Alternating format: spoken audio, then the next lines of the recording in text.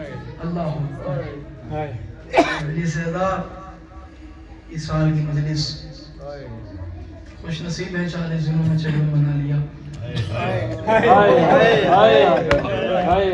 اور جس غریب کی غربت کو اس کے دلوں میں 1 سال بعد بھائی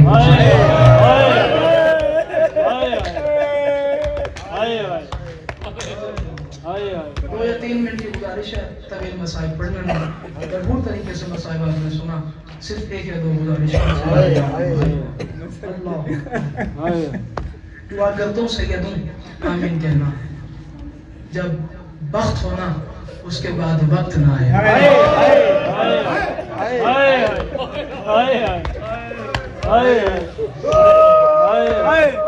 قرآن اپنی اماں کی درجات میں، بابا کی درجات میں ہمارے کر لینا اور دعائیں ضرور مانگ لینا۔ جب وقت ہونا تو وقت نہ آیا، جب وقت کے بعد وقت آتا ہے نا تو وقت والی باتیں یاد آتی ہیں۔ اب وقت تو بتانے سے رہا، وقت بتا دیتا ہوں، اس سے زیادہ وقت کیا ہوگا؟ بھائی کا جنازہ ہے، 11 محرم ہے، بہن کے ہاتھ میں رسیاں پہنا، ہاتھ تو مار سکتا ہے نا میرا جان سے ہے۔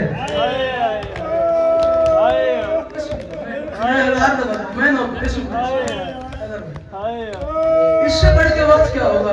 بھیا کا جنازہ سامنے موجود ہے، ریاض بھائی جان اور بہن کی ہاتھوں میں رسیاں ہیں، سر کے بال کھلے ہوئے ہیں، سر میں خاک شفا کے برقعے ہیں، پیشانی سے تازہ لہو نکل رہا ہے، اور سجاد مولا کہہ رہی ہے کہ اماں بیعت کرو بھیا کے جنازے پہ، اور ایک ہی بات بہن کہہ رہی ہے، اللہ کے نام پہ بتا میرا حسین ہے کہاں؟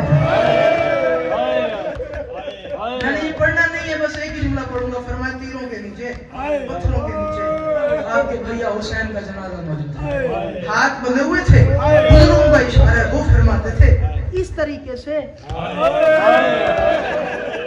بہن نے پتھر ہٹائے، بھیا کا جنازہ برآمد ہوا۔ جنازہ تھا، جنازہ تھا، پوچھا جناب سیدان رسول اللہ سے، فرمایا یا رسول اللہ سمجھ نہیں آتا، آپ کا نواز ہر وقت کہتا ہے اماں میں تیرا سکان بیٹا ہوں،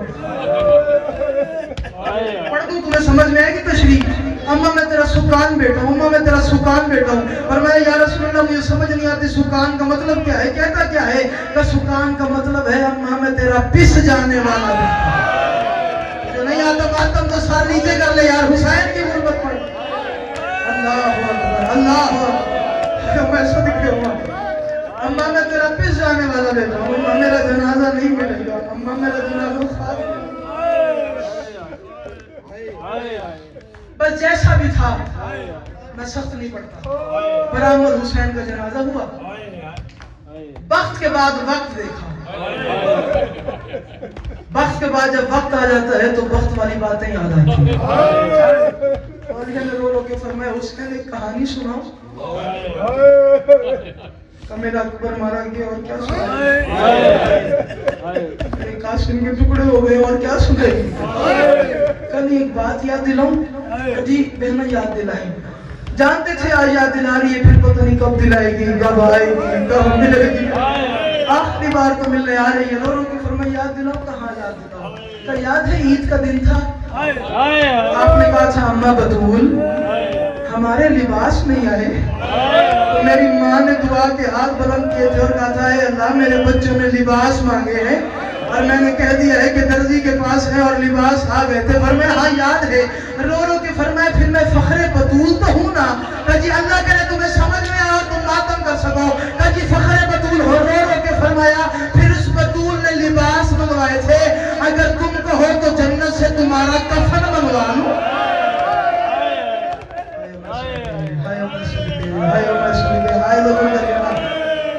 حال ہو گیا یار پنڈال کا، اللہ اکبر، اللہ اکبر، میرا بارواں مولا، انہوں نے عالیہ کو لٹتا ہوا دیکھا نہیں ہے، انہوں نے حسین کو ذبح ہوتا دیکھا نہیں ہے، یہ کیسے رو رہے ہیں؟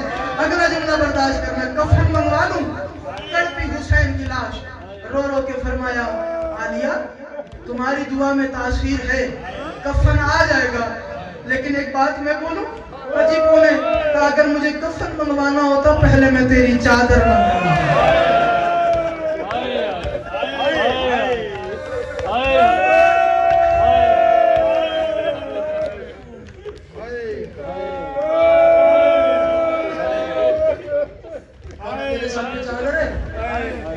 اور آصف بھائی جان یہ سارے دعا مانگے، یہ سارا پنڈال دعا مانگے، وہ آخری حلالی تک دعا مانگنا مالک آپ کو کربلا اور شام کی زبانی ایسا معجزہ ہے. جس کے پاس کفن نہیں تھا وہ کفن بن رہا، جس کے پاس چادر نہیں تھی وہ شام میں چادر بن رہا. ایسا معجزہ ہے یہ علی کی بیٹوں. بس آخری جملہ، بن پلانے اونٹوں پہ سوار. نہیں سمجھ آیا تو میں جملہ تبدیل کر کے پڑھتا ہوں. بن پلانے اونٹوں پہ وہ سوار ہو گئی جس کے پہرے دار کا نام عباس ہے. سفر شروع کربلا سے کوفہ 45 میل کا سفر. آقا نسیم صاحب فرماتے ہیں 45 میل میں 43 بچوں کا قضیہ. اب اس کی تھوڑی سی تشریح اور کر دیتا ہوں. آقا صاحب فرماتے ہیں اور قضیہ بالکل مشکل ایسے تھا کہ پہلا بچہ گرتا تھا پچھلے اونٹ کے پیروں کے نیچے، پھر دوسرا بچہ گرتا تھا پھر پچھلے اونٹ کے پیروں کے نیچے. اللہ 43 قضیہ علی کی بیٹی آل محمد کے خاندان کے بچوں کا. کوفے کے باہر جہاں کبھی شہزادی بن کے آئی تھی، وقت اور وقت ہی پڑھو، قیدی بن کے آئی. نہیں پڑھتا کیسے ابول کیا؟ ایک جملہ پڑھ دے. جدا سارا وقت لٹا بیٹھے ماں دی مارو تھل میں کر کٹھا پور یتیمہ دا حجرات بات کریاں میر دی الفت دیا کسی میر دیا مقتل وچ کئی باری تڑپیے لاش غازی دی تیرے سجدہ.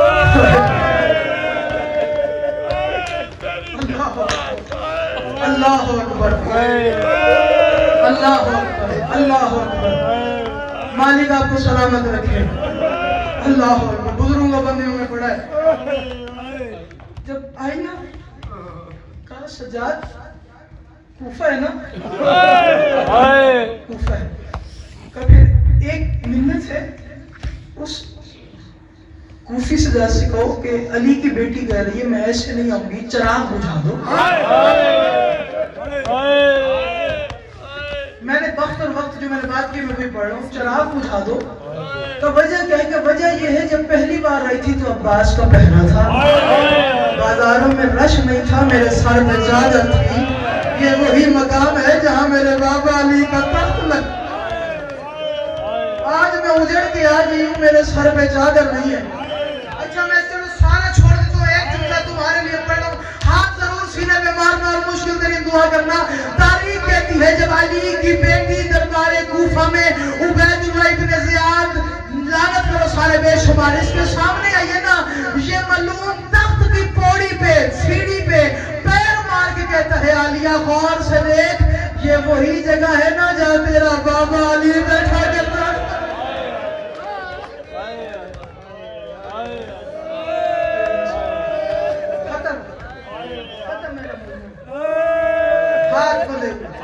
ایک منٹ کی گزارش ہو جائے تیاری کرنا ماتم کی اور ماتم کرنا.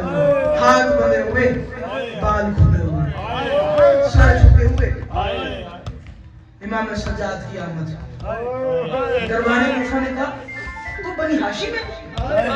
بنی ہاشم نہیں، تو بنی ہاشم نہیں، تجھے علامت ہی نہیں بنی ہاشم والی.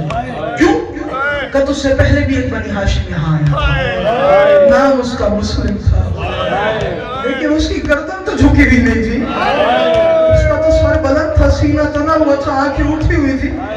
تو کیسے بنی ہاشم ہے؟ تیری کمر جھکی ہوئی ہے، آنکھوں سے خون نکل رہا. اگر تمہیں سمجھ میں آئے رو خون رویا ہے امام سجاد اور رو کے کہا تو نے انصاف نہیں کیا. جب وہ آیا تھا اس کے ساتھ بہنیں نہیں تھی، جب وہ آیا تھا ماتم کرنا جس کا ہاتھ آزاد ہے، جب وہ آیا تھا اس کے ساتھ مائیں نہیں تھی. اور مجھے دیکھ میرے ساتھ علی کی بیٹی ہے، میرے ساتھ حسین کی بیٹی ہے. دربار میں مانگنے والے ہیں انعام. کیا کام کیا؟ ختم. یا علی ساتھ باقی ملاقات باقی. اللہ کرے تمہیں سمجھ میں آ جائے.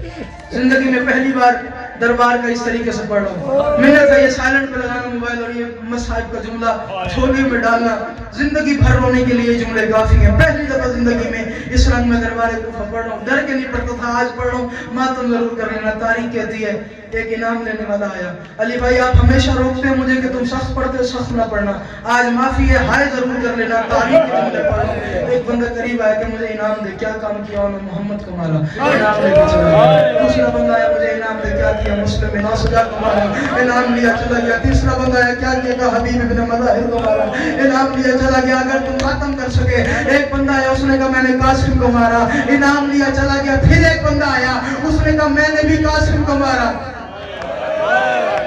نہیں تمہیں سمجھ میں آ رہا, میں پڑھ کے جا رہا ہوں. کہ میں نے بھی قاسم کو مارا. کب کیا کام کیا تو نے, وہ تو لے گیا انعام. کہ چل یہ انعام لے. اس نے انعام دیکھا, زمین پہ دے مارا. اس نے کہا یہ انعام تھوڑا ہے, میرا کام زیادہ ہے. اللہ کرے تمہیں سمجھ میں آ جائے, بھرے پنڈال اور ماتم کر سکے.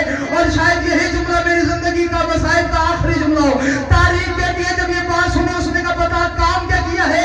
کہ اس نے صرف قاسم کو مارا تھا, میں نے قاسم کے ٹکڑے زمین پہ پھکیرے ہیں تاکہ حسین کو چننے میں جسے نیا کا ماتم وہ گھر میں لگائے گا وہ کیوں آیا من. اللہ اکبر, اللہ اکبر. سینے پہ ہاتھ مارنا یار, عالیہ کی سنت ہے جو تم ادا کر رہے ہو یار. تو میں نے زمین پہ قاسم کو بکھیرا ہے تاکہ حسین کو ڈھونڈنے میں دشواری ہو. حسین کوئی ٹکڑا یہاں سے چنتا تھا, کوئی یہاں سے.